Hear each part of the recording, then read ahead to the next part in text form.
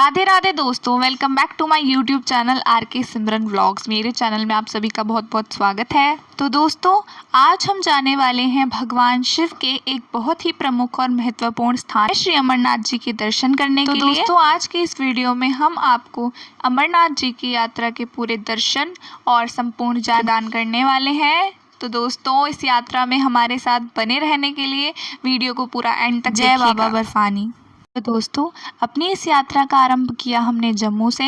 जम्मू पहुंचने के बाद हम सबसे पहले गए भगवती नगर यात्री निवास। वहां पहुंचकर हम लेंगे अपना RFID कार्ड और साथ ही साथ हम पहलगाम के रूट से अमरनाथ जा रहे हैं, इसलिए वहीं से हम अपनी पहलगाम की टिकट्स भी लेंगे। मैं आपको बता दूं कि यहाँ भगवती नगर यात्री निवास के बाहर ही भंडारे की भी सुविधा है और यहाँ आप देख सकते हैं कि यहाँ पर काफ़ी ज़्यादा भीड़ है अमरनाथ जी की यात्रा के लिए और कितने सारे यात्री और श्रद्धालु यहाँ पर आए हुए हैं, आप देख सकते हैं। तो दोस्तों, आप देख सकते हैं यहाँ पर क्लॉक रूम है। इसमें अगर आपके पास एक्स्ट्रा लगेज है तो वो आप यहाँ पर रखवा सकते हैं, जिससे आपको सुविधा होगी। तो जैसा कि मैंने आप सभी को पहले ही बता दिया था कि यहीं पर बाहर भंडारे की भी सुविधा है। तो ये लाइन जो आपको दिख रही है, इतनी भीड़ श्रद्धालुओं की और इतनी लंबी लाइन, ये सारी लाइन भंडारे के लिए ही लगाई रखी है। यहाँ पर देखिए, यहाँ पर सभी व्हीकल्स के लिए पार्किंग बना रखी है और यहीं से ही सारे व्हीकल सुबह होने पर यात्रा के लिए निकल जाएंगे। और काफ़ी सारी तो बसेस यहाँ पर आकर पार्क होना भी शुरू हो गई है और सारी गाड़ियाँ यहीं से ही सुबह निकलेंगी। जितनी भी गाड़ियों पर आपको P का स्टिकर दिख रहा है, वो सभी गाड़ियाँ सुबह पहलगाम के रूट से जाएंगी और जितनी भी गाड़ियों पर आपको B का स्टिकर दिख रहा है वो सभी जाएंगी। तो दोस्तों, अब काफ़ी रात्रि का समय हो गया है और मुझे भी भूख लगी थी, इसलिए हम लोग भी आ गए हैं यहाँ पर भंडारा खाने के लिए। प्रसाद पाकर हम सभी वापस भगवती नगर यात्री निवास के अंदर जाएंगे और रात्रि में थोड़ा विश्राम करेंगे और विश्राम करने के बाद सुबह मिलते हैं हम आपसे।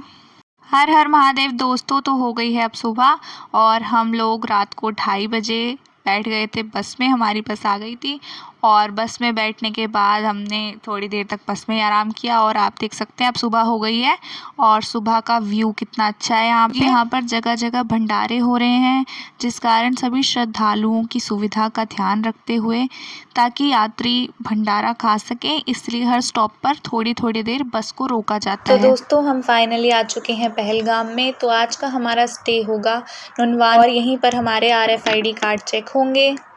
आप देख सकते हैं यहाँ पर RFID कार्ड के लिए चेकिंग की कितनी लंबी लाइन है। कैंप में एंट्री करने के बाद आप देख सकते हैं यहाँ पर छोटी छोटे टेंट लगा रखे हैं जिसमें नाइट स्टे कर सकते हैं हम। तो यहाँ पर आए हैं हम नुनवान का थोड़ा सा मार्केट विजिट करने के लिए। यहाँ से भी आप कुछ सामान लेकर अपनी यात्रा में जा सकते हैं। यहाँ पर वो सभी सामान मिलता है जो आपको आपकी यात्रा के लिए काम आ सकता है, जैसे कि कोट्स और टेंट वगैरह। बाकी जगहों की तरह यहाँ पर भी भंडारे चलते रहते हैं। तो दोस्तों, अब हो रही है शाम और आप देख सकते हैं मार्केट के पास ही एक नदी है, हम आए हैं वहाँ पर और यहाँ का व्यू कितना ज़्यादा अच्छा है और यहाँ कितने सारे श्रद्धालु आ रखे हैं। अब हम भी अपने कैंप में जाकर करेंगे आराम, फिर हम मिलते हैं आपसे कल सुबह। तो जय बाबा बर्फानी दोस्तों। तो हम सुबह के 4 बजे लगभग निकल गए थे नुनवाना कैंप से चंदनवाड़ी जाने के लिए टैक्सी के थ्रू। तो देखिए दोस्तों, ये है चंदनवाड़ी का चेक पोस्ट और यहाँ हो रही है सभी की चेकिंग करवाने के बाद हम आ चुके हैं फाइनली चंदनवाड़ी में और यहीं से होती है हमारी अमरनाथ जी जाने की ऑफिशियल यात्रा शुरू। हर हर महादेव। तो दोस्तों, चेक पोस्ट क्रॉस करते ही आपकी ट्रैकिंग यहाँ से शुरू हो जाती है।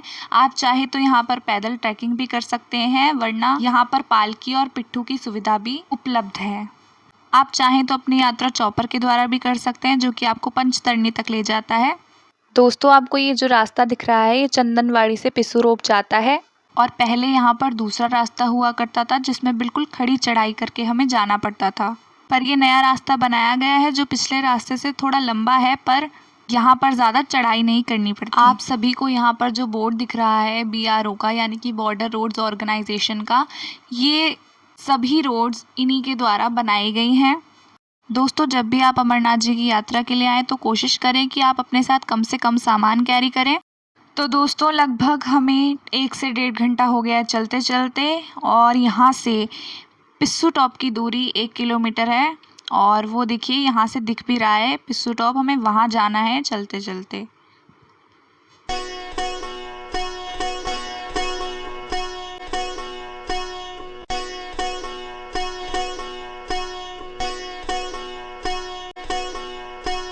सामने आप सभी को जो रास्ता दिख रहा है वो वही पुराना रास्ता है जिसकी हम पहले बात कर रहे थे। आप देख सकते हैं कि उस रास्ते में कितने सारे बेंड हैं और खड़ी चढ़ाई है वहाँ की।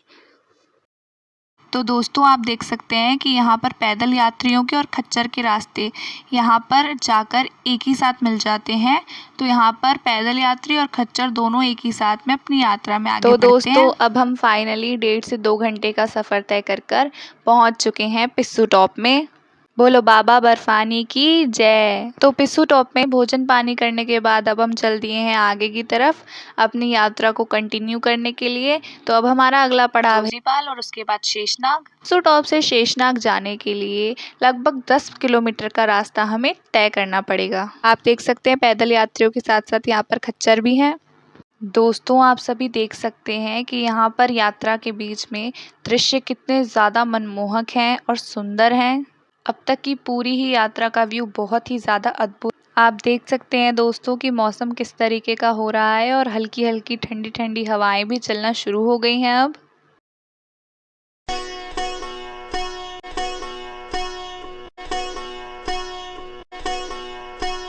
तो दोस्तों पिस्सू टॉप से लगभग 1 घंटा चलने के बाद हम लोग पहुंच चुके हैं जोजीपाल। तो अब हमें जाना है नागरकोटी होते हुए शेषनाग की तरफ। तो थोड़ा जलपान ग्रहण करने के बाद हम चल दिए हैं अपने अगले पड़ाव की तरफ। जो पहाड़ी दिख रही है दोस्तों, इस पहाड़ी को क्रॉस करने के बाद हमें शेषनाग दिखने लग जाएगा।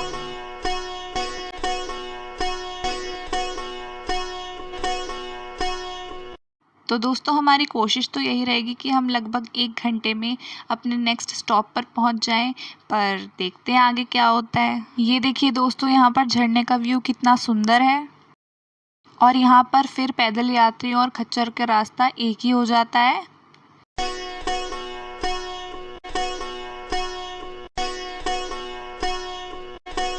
तो दोस्तों अब हम फाइनली पहुंच चुके हैं शेषनाग।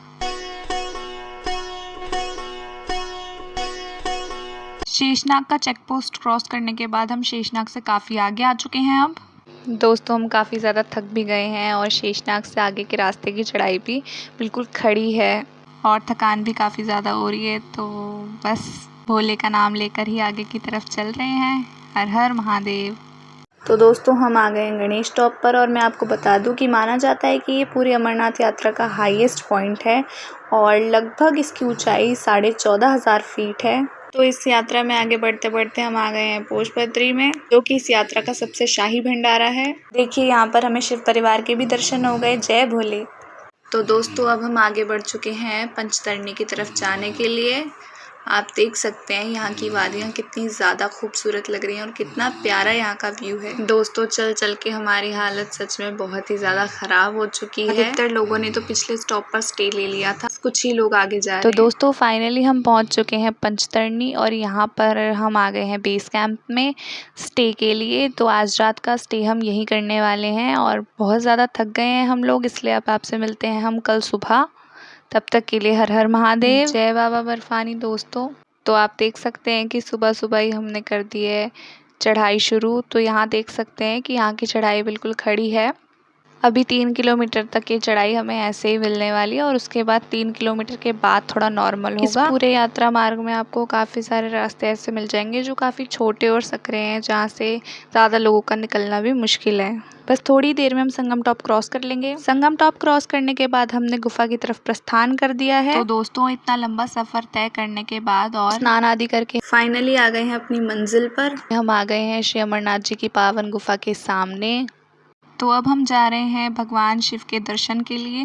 तो हम आप सभी से मिलते हैं दर्शन करने के बाद। तो दोस्तों बाबा बर्फानी के पावन दर्शनों के बाद जो परम आनंद की अनुभूति हुई, तो वर्णन ही नहीं किया जा सकता है और हम अपने आप को बड़ा ही सौभाग्यशाली मानते हैं कि उनकी बड़ी ही कृपा हुई है, तभी उन्होंने हमें अपने दर्शनों के लिए यहाँ बुलाया। दर्शनों के बाद हम चल देते हैं अपनी यात्रा में वापसी की तरफ। तो दोस्तों आज की अमरनाथ जी के दर्शन और यात्रा वीडियो में बस इतना ही। अगर वीडियो अच्छी लगी हो तो मेरी वीडियो को लाइक शेयर कमेंट करना ना भूलिए और ऐसी ही और वीडियोस देखने के लिए मेरे चैनल को जल्द से जल्द सब्सक्राइब कर दीजिए। तो मैं मिलती हूँ आपसे अपने नेक्स्ट वीडियो में, तब तक के लिए हर हर महादेव।